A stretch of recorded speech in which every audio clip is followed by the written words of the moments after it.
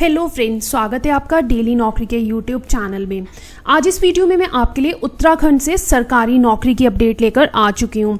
दोस्तों, बहुत बढ़िया मौका जो है वो यूके SSSC से आ रहा है। आप देख सकते हैं 434 वैकेंसीज आ चुकी हैं और सबसे बढ़िया बात कि काफ़ी अलग अलग प्रोफाइल के लिए जो है वो वैकेंसीज आ रही हैं, जैसे असिस्टेंट, सुपरवाइजर, केमिस्ट और भी काफ़ी ज़्यादा वैकेंसीज हैं।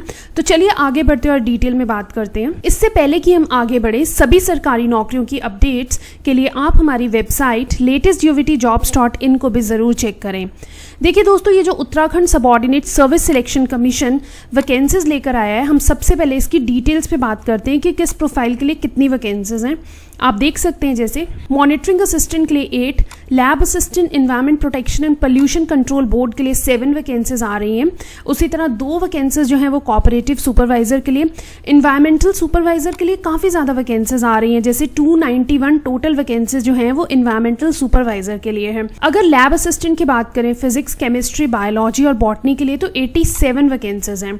उसी तरह लैब असिस्टेंट फॉरेंसिक साइंस के लिए 9, फोटोग्राफर के लिए 2, साइंटिफिक असिस्टेंट के लिए 5, फार्मासिस्ट के लिए 8, केमिस्ट संस्कृत डायरेक्टरेट के लिए 1 वैकेंसी और केमिस्ट वाटर इंस्टीट्यूट के लिए 12। इसी तरह ग्रेजुएट असिस्टेंट के लिए भी 2 वैकेंसीज आ रही हैं। चलिए दोस्तों, आगे बढ़ते हैं और बात करते हैं एलिजिबिलिटी की। यहाँ मैं आपको एज लिमिट और रिक्वायर्ड एजुकेशनल क्वालिफिकेशन के बारे में बताऊंगी कि ये जो यूके SSSC से वैकेंसीज आ रही हैं उनके लिए क्या डिमांड की गई है। तो चलो सबसे पहले बात करते हैं एज लिमिट की।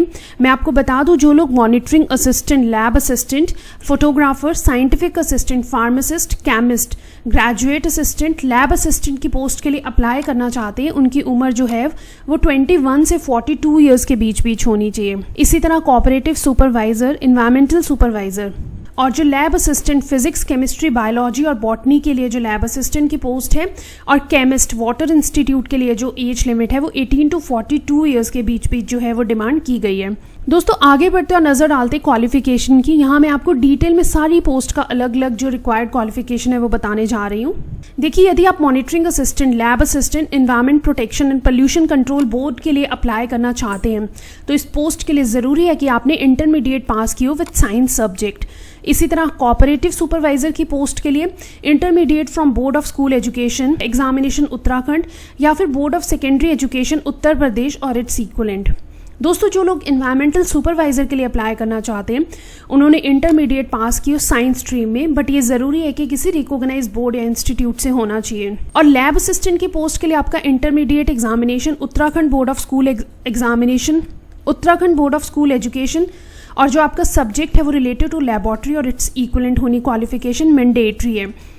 दोस्तों, आगे बढ़ते हैं नजर डालते हैं जो लैब असिस्टेंट फॉरेंसिक साइंस की पोस्ट है, इसके लिए आपने BSc कर रखी हो physics, chemistry, zoology, botany, forensic science में किसी रिकॉग्नाइज्ड यूनिवर्सिटी से। जो सब्जेक्ट्स मेंशन है इनमें से 50% मार्क्स होने जरूरी हैं। अब बात करते हैं फोटोग्राफर की पोस्ट के लिए। इसके लिए आपने BSc डिग्री की हो with physics as one of the subject और आपकी जो क्वालिफिकेशन में जो परसेंटेज है वो एटलीस्ट 50% होनी चाहिए। इसी तरह साइंटिफिक असिस्टेंट की पोस्ट के लिए आपने मास्टर डिग्री कर रखी हो zoology, botany, chemistry, biochemistry, environmental science में। देखिए, फार्मासिस्ट के पोस्ट के लिए जरूरी है इंटरमीडिएट एग्जाम विद बायोलॉजी या फिर मैथ्स किसी recognised board of secondary education Uttarakhand से।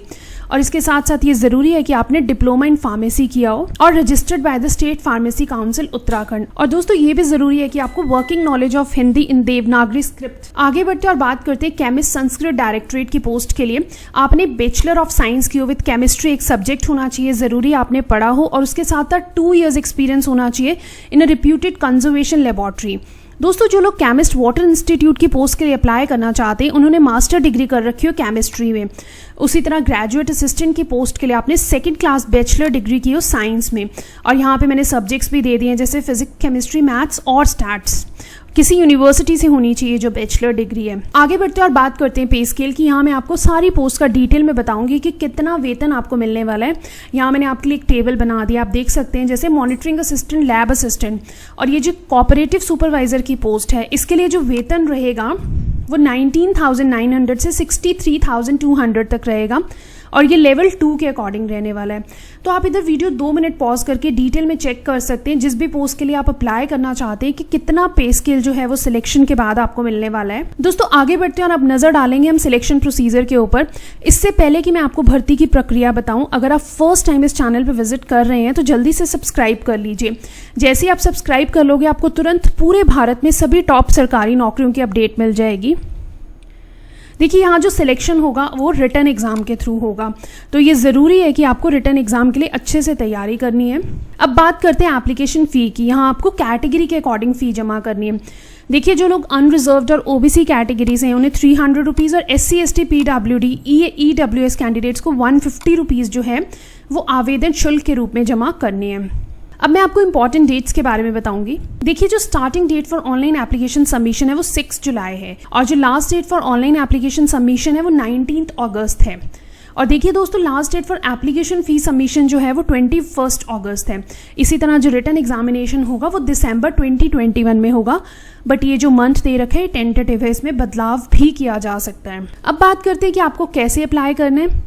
यदि ये जो यूके SSC से काफ़ी अलग अलग वैकेंसीज आ रही हैं, अगर आप इस पर अप्लाई करने की सोच रहे हैं तो मैं आपको बता दूं सिर्फ और सिर्फ ऑनलाइन मोड से ही एप्लीकेशन सबमिट कर सकते हो।